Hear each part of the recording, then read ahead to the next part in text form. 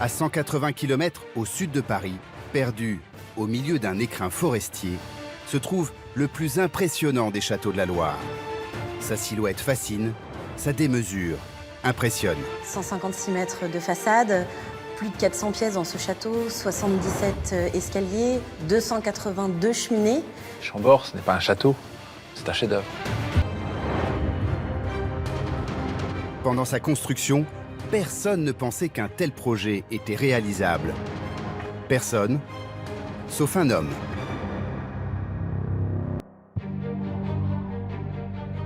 Nous sommes en 1518, en Val-de-Loire, à Blois. C'est ici que réside le nouveau roi de France. François Ier n'a que 24 ans et c'est déjà le roi le plus puissant d'Europe. En 1515, François Ier est victorieux des Suisses à Marignan.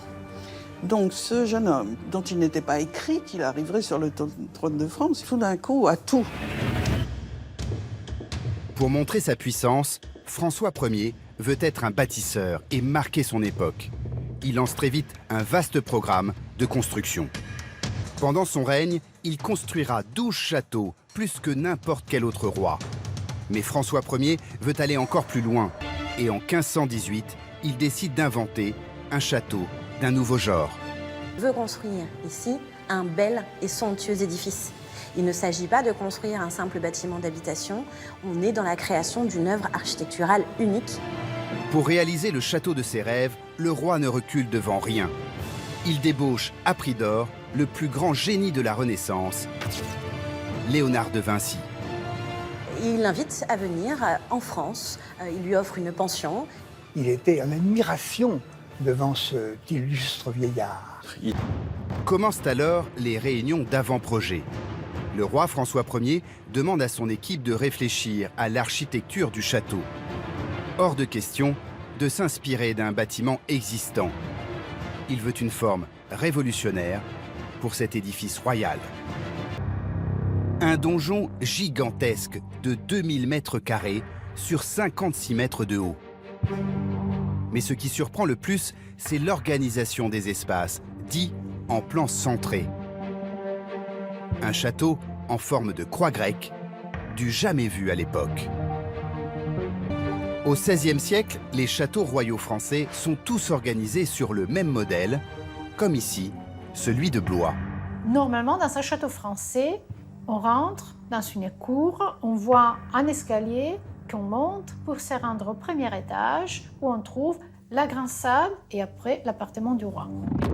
Rien à voir avec cette structure carrée coupée en 4 par une croix où tous les appartements sont identiques.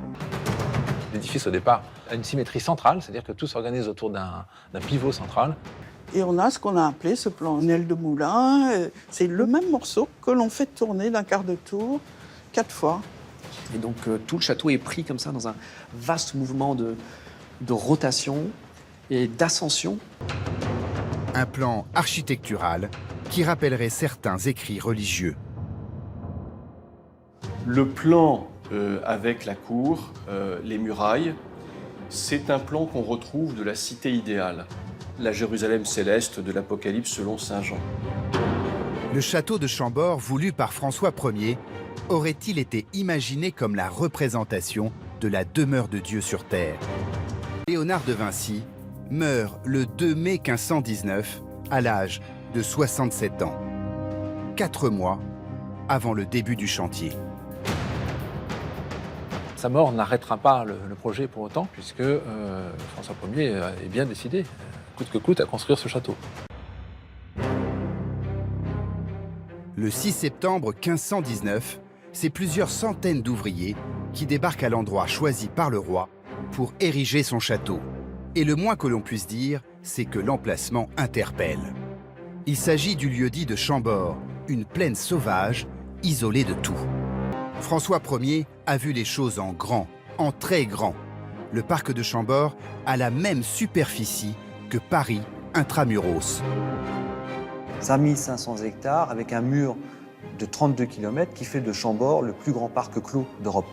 Ça fait un beau territoire de chasse.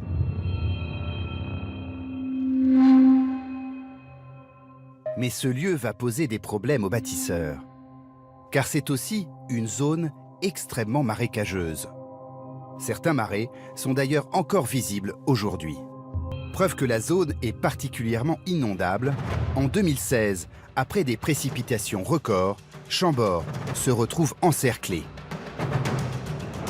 L'idée quand même de construire au milieu du marais, en s'étendant même jusque dans le marais, c'est montrer aussi qu'on est capable de vaincre le paysage, de vaincre les éléments naturels.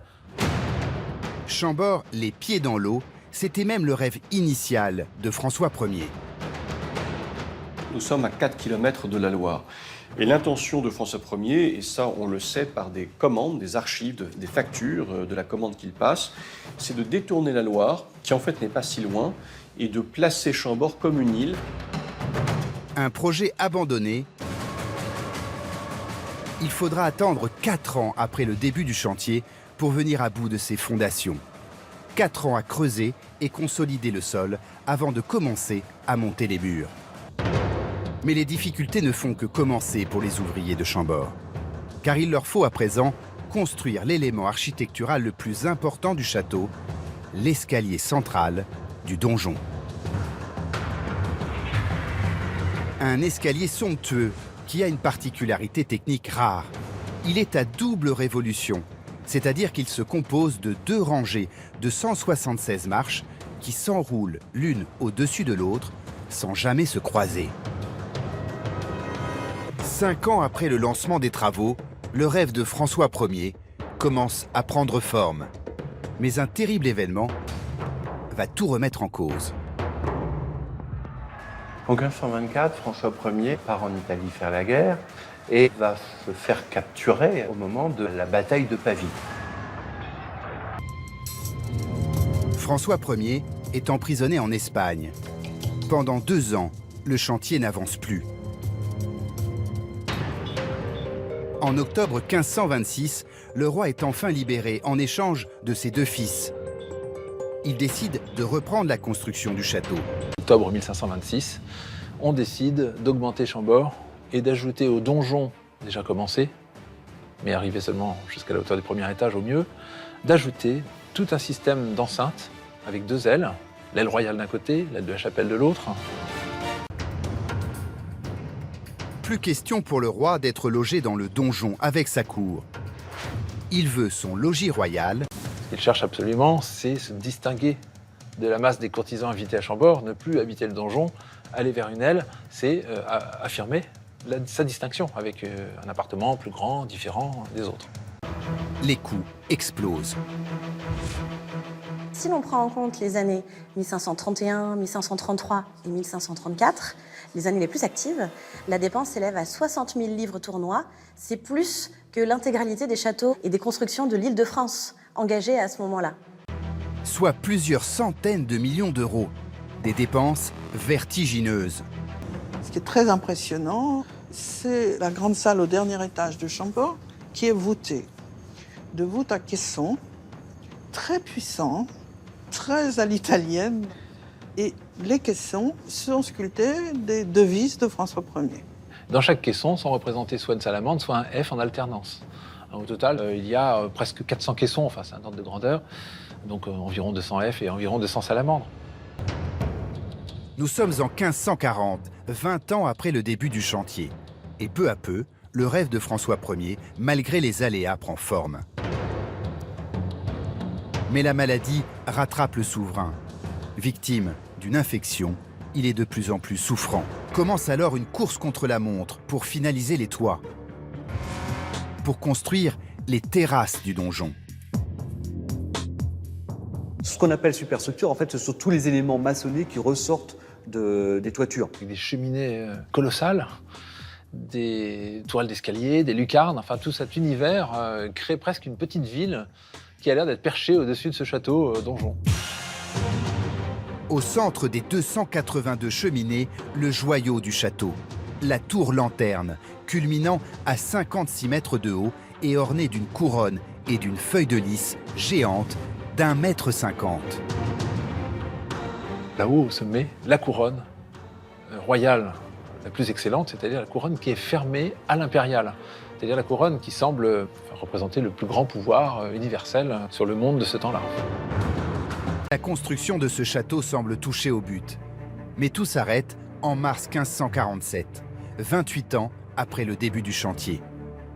François Ier meurt à l'âge de 52 ans, victime d'une septicémie. Le roi ne verra pas son chef-d'œuvre architectural terminé.